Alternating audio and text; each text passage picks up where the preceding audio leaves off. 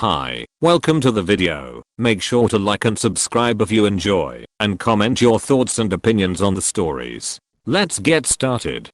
Am I the antagonist stealing a part of my neighbor's yard? The title makes it sound like a clear case, but I don't think I'm the asshole. Regardless what the neighbor says, between our yard and his, there are bushes, both on my side and his side of the property line. Recently he came to me and said he wanted me to remove the bushes, and he owns that part. The reason is, on the map, the line was drawn with a marker, so 3mm is equal to like 2 mile of ground. We actually never had an issue, as there were bushes, and it was fine. So I told him that the 2 mile are equally split between us, and I don't want to do anything. He insisted and said he will get an order. I told him, for this he will need a measurement, so we can just order the measurements and act accordingly. He refused, but since I didn't want to have to argue, I ordered it anyway. Costs about 1,000. The measurements came back and concluded that the entire 2 mile are on my side. I told the neighbors this and said we could either keep everything as it is now, or I can get an order from the council to claim my property. Of course he said he wants to keep it as is, which I'm fine with, but now I spent 1,000. So I asked him to pay half, but he refused, saying I ordered the measurements, but only because he was making an issue. So I responded by taking the measurements to the council and requesting an order. In my opinion I offered many compromises, but he accepted none. My family thinks it's vengeful, and I should just have kept the measures in case we need them in the future, and sit on the costs. Am I the antagonist? Edit. To clarify, the order I was referring to from the council is a decree saying who can do what and where. So basically saying that I own the property according to the measurements, provided no one has countermeasures within X weeks, and that everyone else should go away. It is not an order to pay. For this I would have to go to the magistrate. Also, the assholeness I'm referring to is extorting the neighbors for 500 in return for the land. Ultra cheap price by the way. Now for the top comments. NTA, but the title is wrong. You didn't steal part of his yard, it's your yard and the survey proved it. NTA for sure. You're also avoiding future property disputes between future owners by resolving it now. NTA. Never start a fight, but when the fight comes to you, finish it. I think you should do it considering the long run. Both properties are likely to outlast all of you. So for the sake of future owners, including your descendants, it may be wise to settle this once and for all when you have the opportunity. And put up a fence at the property line. Am I the antagonist for outing a girl's fake photos online? My 16-year-old son recently received an anonymous message informing him he was appearing on a stranger's Facebook page. He looked down. Sure enough, there were photos of him on a girl's Facebook page purporting to be dating him with a whole fantasy life, including that he'd been in the hospital and other creepy stuff. There were all these elaborate stories about why she couldn't produce him in person. I quickly figured out the girl lived in our town. She was much older than my son. She claims 28 on her page, but who knows if she's telling the truth. She does look to be almost 30. My son was a bit scared by the whole thing, so I took over, posting the truth to the woman's page, and posting on my page warning others about her. She lives in our town, which isn't all that big, so word traveled quickly, and the jig was up. I've since gotten upset messages from the girl's family saying I should have contacted her directly and given her the opportunity to save face rather than ruin her reputation. That she was going through a rough time and I just made it worse. I'm sorry she's going through a rough time, but I also feel like the moment she brought my son into it, all bets were off. I do see where I went from 0 to 60 on this though, and am wondering if I'm an asshole for being so loud in public about it when I cold accomplished what I wanted. Get her to stop using the photos without all the fallout. Am I the antagonist? Now for the top comments. NTA, she's like almost 30 and she's faking a BF online. But even worse, using photos of a minor as her fake BF online. That's honestly just gross and invasive on a new level. She made it public when she chose to post and say those things. Not you. Yeah. This was an especially troubling detail. At first I figured it would be another teen. Maybe someone from his school. in which case I would have contacted the parents rather than being so public. A 28-year-old woman was using your minor's son pictures on social media claiming she was dating him under another identity, not the a-hole. Nuclear option seems to fit here. She was 30 not 28. So even worse. Am I the antagonist for not paying more and so my BF can have more spending money? I've spent the last 3 years out of college paying off my student loans. Last month is my last payment, and in 3 years I've paid off 67k of student loans. I'm super happy and finally able to buy what I want now. I bought AirPods and MacBook, since everything I own is expired. Most of my clothes are from high school, so I'm buying a professional wardrobe too, and I'm buying a new mountain bike soon too. My BF and I make similar incomes, 57k and 54k, so we split rent and utilities equally, but now he wants me to pay more, since I don't have debt, and he still does. He has 70k in student loans he hasn't made a dent in, and he also has a 15k car loan whereas I bought mine in cash. So he is upset, because most of his money is going in paying his car and student loans, but I can buy stuff now. But before I lived like a monk, and he bought stuff. He has a PS5 and much nicer car than me, so I feel like he chose to pay for those things rather than pay off his loans, and now that I'm debt free he wants me to pay for him so he can continue to have disposable income. I told him it's up to him to pay for the loans, since I'm not benefiting off them he is, and we are making similar amounts so there isn't any reason to change how we split rent, but he wants me to pay $300 more a month, since that's how much he pays towards his student loans and it's not fair I no longer have to pay it. Now for the top comments. NTA wow, this is as entitled as it gets. You did your time and devoted yourself to paying your loans while denying yourself wants and needs to get there. He opted for wants and needs over paying his debt down faster. It's his fault his money is spoken for. Enjoy your financial freedom and tell him to pound sand. NTA responding to this to say besides the big no to paying $300 more a month, be on the lookout for the mooching. I forgot my wallet, I'll pay the next one, you never pay for anything, etc. He feels insanely entitled to your money and he's going to try for it any way he can. NTA. Same income equals same bills.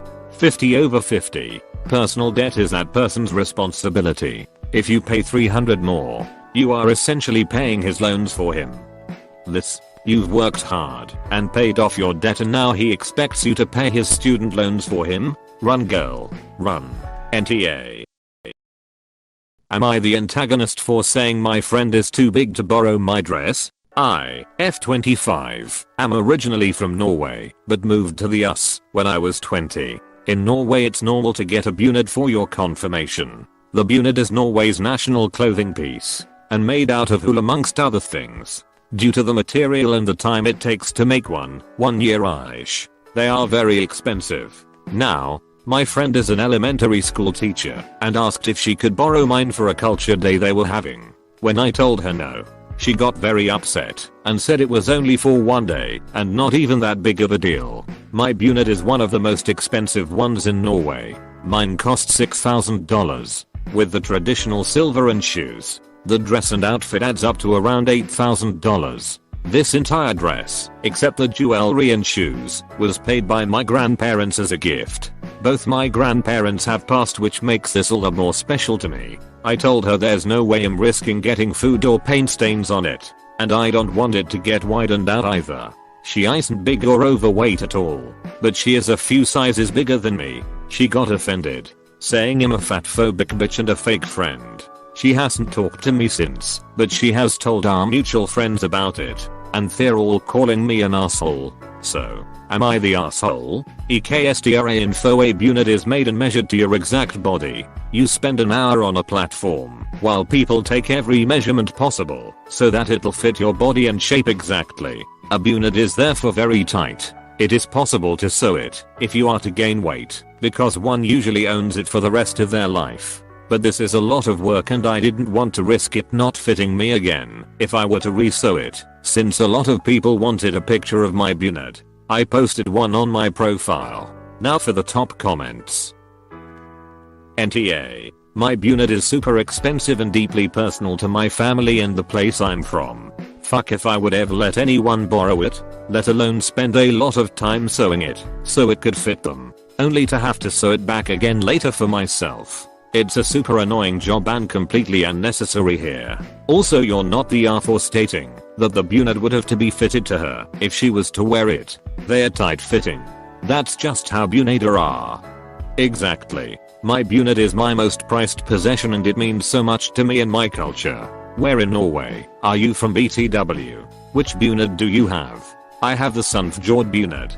I'm from a really small place in the area, lol. What about you? NTA. Your reasons for not letting her borrow are valid, and you aren't fat phobic for not wanting to risk your monetarily and sentimentally valuable dress. I wouldn't loan her the dress, even if she was just going to display it for the class. It's an elementary school, any number of things could happen to it. Some people can be in a bit of denial about their size shape. I think she's touchy about it, and that triggered her defensiveness. For future reference, you don't have to offer justifications or reasons for saying no. You can say, it's very valuable to me. I'm not comfortable loaning it out. If she pushes, you say, again, I'm not comfortable loaning it out. Then change the subject. What else do you have planned for culture days? What sort of foods? I have some recipes you might want to try. To the friends who are saying you're fat shaming, ask if they'd spend $8,000 on an outfit and loan it to her. Am I the antagonist for walking out of a wedding I was supposed to host? I, 24F, have been hosting events since I was 18. I sometimes do it with pay, but most of the time, I just do it because it's fun. I would usually offer to host events for close friends and family for free. I jokingly ask them to pay me with good food and a good time, and most of the time, that's the case. Daisy, 25F, used to be a good friend of mine, but now we're not that close anymore. A few weeks ago, I heard from one of my best friends that Daisy had been telling people that I would be the host at her sister's wedding reception. She didn't ask me about it up until 2 weeks ago. I wanted to say no, but I'm actually really close with her family and I wanted to do them this favor. I knew her sister was having a small wedding and they wanted to stay under a certain budget. Of course I wouldn't be paid for this event, but it didn't matter. I sent them the program for approval, but never heard back from them until a day before the wedding. All she said was, oh yeah, it was okay, without saying anything else. I felt a little worried about the whole event, but I decided to push through because I had already agreed.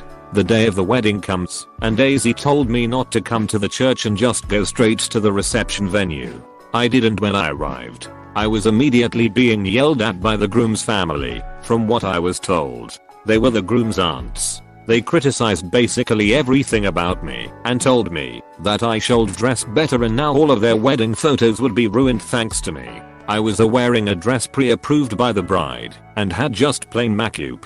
Nothing too crazy, since I was just a host. I just lowered my head and didn't say much. I waited until Daisy and her family would arrive. When they did, before I got a chance to tell her what had happened, the groom's family chimed in and complained about how, verbatim, cheap looking the host they hired was. I expected Daisy to defend me, but she shrugged and said the other host we hired cancelled on us last minute. Please bear with her. I promise she won't be in the pictures. My jaw dropped when I heard her say that. She ushered all the other guests inside the reception area and left me outside. In my anger, I left the venue without telling anyone. Daisy kept calling me a few minutes after I left, but I didn't answer. A day later, and my phone was being blown up by texts and calls from both the bride and the groom's family, calling me all sorts of names for leaving the event without notice. Now I'm starting to feel bad about what I did. Am I the asshole? Now for the top comments. NTA. But you need to stop letting people use you. And don't be at anyone's beck and call. If OP wants to continue to host, which I'm not quite sure if this means being an event coordinator or a wedding planner, she needs to come up with rules and a contract. My wedding planner was hired for the month of the wedding. I hired everyone I wanted, and she took it from there. She also does the full-on planning. Like she'll come up with a short list of vendors and the bride chooses, etc. But In my contract it had things like she wouldn't be verbally abused, and if either the bride or a guest at the wedding did so, she would leave, and no refund would be given. Op needs to have anyone she works with sign a contract like that. Honestly, I'd add everyone berating you into a group chat and just send to everyone who is upset with what happened. Insulting a person doing you a huge favor by hosting last minute for free is not just rude, but extremely foolish, because the person doing you a favor can always back out if treated poorly. I refuse to be berated by people I'm actively helping. Hopefully one day you will look back at the fact that not one, but two coordinators dropped out due to your spoiled, entitled, petty, and mean behavior, and think maybe it's actually us that are the problem, but I doubt it. Lose my number. NTA. Am I the antagonist for telling my dad that times have changed? Once a week, members of my family get together for dinner, back and forth between each other's houses. For the last 10 years it was me, 46F, my spouse, 43 male, our son, 25 male, my parents, in their 70s. Why can't I remember? In the last few months, my mom has been picking up my nibbling, gender neutral term for niece and a few FYI, and nephew from school. So they've been joining us, which I love. My nibbling is exploring gender and orientation, and we've been talking a lot about Pride Month lately. We started talking about it at dinner the other night. Apparently their other grandmother is being an asshole about names and pronouns, like she will get mad at anyone who respects my nibbling's preferences. I told the nib, don't be totally disrespectful, but stand your ground, and don't let her or anyone bully you out of what is right for you. I told them, you belong to yourself, and you decide what and who you are, not any grandma or parent or anyone else. My dad was displeased. She's your elder, he kept saying. I finally told him, no, fuck that. Being older doesn't mean you get to be a jerkus and boss other people around. It's a new world. Better watch yourself if you want the younger's respect. My family are close and loud and roast each other a lot, and they expect me to be mouthy, so there wasn't really a huge uproar over it, but I could tell he was not pleased. So I just thought I would ask some uninvolved PPL for a reality check. Am I the antagonist? This isn't really something that my dad and I would sit down and have a heart-to-heart about. He's not really that kind of guy. Edited to replace gendered insult with a more gender-neutral one. Edit. Is it against the rules to discuss people's opinions with them or something? Some of y'all big mad that I'm replying to your comments. Now for the top comments. NTA, the world has changed, and people need to let go of the elders are always right and should be respected mentality. Some elders are ignorant, hateful and stuck in their ways, and it should be challenged. Thanks for standing up for your nibbling. I'm glad they have you in their corner. This is also. Back in the day, elders were actually more valuable, knowledge-wise. Before the internet, older people with their myriad experiences and previous successes and failures were generally the best way to learn about how the world works. With the internet, and frankly, television before that, that's less relevant, and it's become much more obvious that experience doesn't always equal true knowledge. I'm 40. I've been through a lot of shit. If a teenager today, though, tells me I've got something wrong, I'm very inclined to listen to them and see if their judgment is correct. Kids these days are freaking amazing, and the more they show me they know, the more I realize I'm not an authority on really anything. We all now have the same resources at our fingertips, and aside from offering advice based on my specific experiences and support when I can, I don't really have anything to teach them that they can't learn elsewhere but better. About the only advantage I have is my brain is fully developed and theirs aren't. NTA. People often conflate civility with respect, and people demanding respect often have problems giving even basic civility. Respect is earned. Civility is freely given until it's no longer warranted.